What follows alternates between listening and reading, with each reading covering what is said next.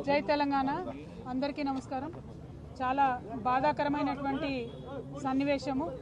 ఈరోజు వాంకిడి ఆశ్రమ పాఠశాలలో మరి విషతుల్యమైనటువంటి ఆహారం తినడం వల్ల ఒకేసారి ఆహారం తిన్నటువంటి 30 మంది బిడ్డలు కూడా మరి సిక్ అయినటువంటి సందర్భంలో వారిని మంచిర్యాల నుండి నిమ్స్కి షిఫ్ట్ చేసి దాదాపు 15-17 రోజులు అవుతున్నా కూడా ఇప్పుడు నేను చూసొచ్చినటువంటి పాప ఇంకా కూడా వెజిటేటివ్ స్టేట్లోనే ఉన్నది. దాదాపుగా వెంటిలేటర్ మీదనే చాలా రోజుల నుంచి ఉన్నటువంటి సందర్భం. మనము చాలా బాధతో కూడినటువంటి పరామర్శ ఇది.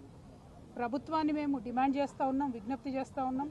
పసిబిడ్డల ప్రాణాలు పోతూ ఉంటే పట్టనట్టు ఉండడం సరికాదు.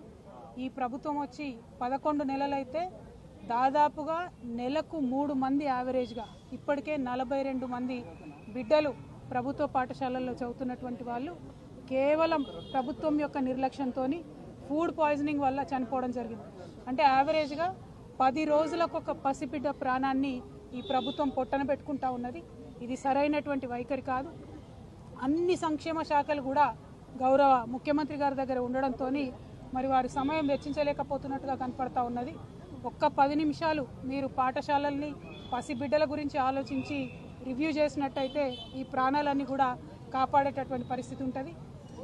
నిన్న పేపర్లో చూసాం, నారాయణపేటలో హాస్టల్లో అన్నంలో పురుగు వచ్చిందని చెప్పి పిల్లలందరూ ధర్నా చేస్తే స్వయంగా ముఖ్యమంత్రి గారు మరి రివ్యూ చేసిన తర్వాత తెల్లారి మర్నాడు కూడా మళ్ళీ అదే సీన్ రిపీట్ అయితే పిల్లలంతా ఇప్పుడు కూడా ధర్నా చేస్తున్నటువంటి పరిస్థితి మరి కనబడతా ఉంది.